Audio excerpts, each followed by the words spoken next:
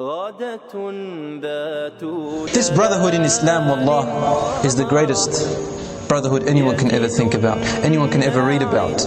But the only ones who don't know it are the ones who don't know Islam, who don't read about it. And you are missing out on Allah, my brother or sister, if you don't read about what your religion has in store for us. I want you for this few minutes to think about yourself. Just by yourself. Ask yourself this following question, just to you, within your mind, and then try to answer it. The question is, my brothers and sisters, what is your priority in life? What is it that you love the most? What is it? Ask yourself that question. What is it that I love the most? What is it that I want? What is it that I prioritize? Make it more important than anything else. That when I'm at work, or when I am studying, or when I am doing something for myself, or whatever, trading, selling, whatever I'm doing, that's meant to be important. What is it that I will actually put above that? What is it that you prioritize? Be careful now, because your answer in your head has to be sincere. You have to be honest. Don't be hypocritical, brothers and sisters. Think about it deeply. And when you think about it, use some proofs that could convince you that this is really what you prioritize in life, whatever your answer is. Because, my brothers and sisters, whatever you prioritize, whatever you love the most, it means that that's the thing which you occupy your life generally in working towards. It is the thing which, if you are at home, it's still important. You are working, you will stop your work for it. Whatever you are doing, if you are praying, you still find it more important. What is it? On the face of it, on the outside, people will answer things like, well, to please Allah subhanahu wa ta'ala. This is what I find more important in my life. Or they say, to work towards paradise, to work for the hereafter. Or to die a pleasant death which pleases Allah. This is my objective, they say. This is my priority. My priority is my prayers, for example. My priority is to have Quran recited every day. My priority is to be a good Muslim. This is the type of answers generally a person would say if someone else was listening to them. Yes, but Allah knows best. It is a very small minority of Muslims in the world that would answer this. Or that really, this is their true and honest answer.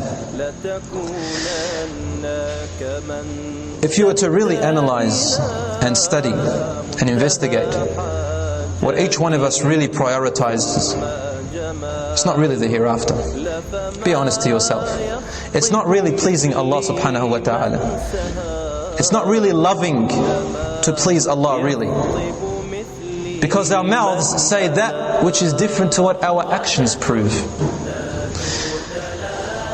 Probably some proper answers, more honest answers from the majority is maybe, and think if this applies to one of you, maybe to achieve a respectful career, maybe to prepare my future, work towards buying a house, getting married and living in it, and that's, working towards it, retiring at 35, this is my priority.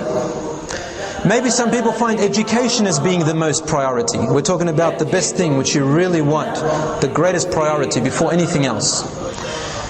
Maybe to be rich, money, to gather a lot of money, to have a nice car one day. I want to drive that Ferrari one day. I want to drive a Jaguar one day. I want to work towards that.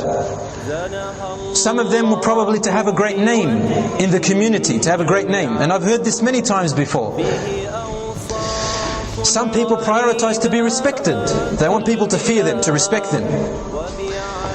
Or some people just plainly don't prioritize anything whatsoever. They just don't know. And some find it too much to think about. just too much wasting our brain cells about it, so they get exhausted, and so they say, we'll see what happens. We'll live our day to day and see we'll decide later on what is more important to us. My brothers and sisters, generally, the honest answers around, and we have to say the truth, is that we really work for this life more than what we work for the hereafter. This is the truth. We love the adornments of this life more than the hereafter. We work towards this dunya more than what we work for the hereafter. Wallah, if you say to a person, but you are going to die one day, they believe it, they know it. Really, that's the sad thing. You talk about hellfire, they know it, it's going to come. Judgment day, they believe in it. Jannah, they believe in it. But how often do they pray? How fast do they pray? Because they've got some important things to go to. So they consider it superficial, something not really important. Do you think that this is a person who places the pleasure of Allah, pleasing Allah, as being the most important thing? Islam is not the most important thing to you. Why?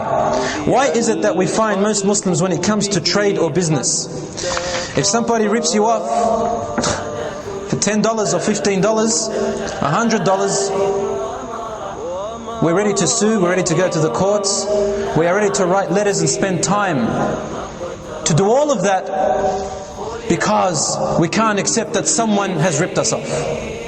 When it comes time for work, instead of putting the alarm clock to Fajr, which is at the moment just after 5, they rather put the alarm for 7 a.m.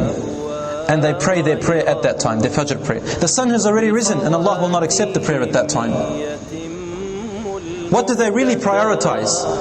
The salat or their work? My sister the other day or yesterday, she was asking me, Bilal, is this life like a dream? I was very impressed by her question, because that's thinking. Using this brain which Allah created for us to think about why we are here. She said, is this world a dream? I said, why do you ask? I replied. And she said, well, we are going to die, aren't we? I said, true. She said, and when we go to sleep, doesn't our soul sort of depart from our body a bit? I mean, we go unconscious. I said, true. And now the smile's from one ear to one ear for me, because I'm very happy that she's thinking like that. She said, so death is kind of like going to sleep. You lose consciousness and you have dreams.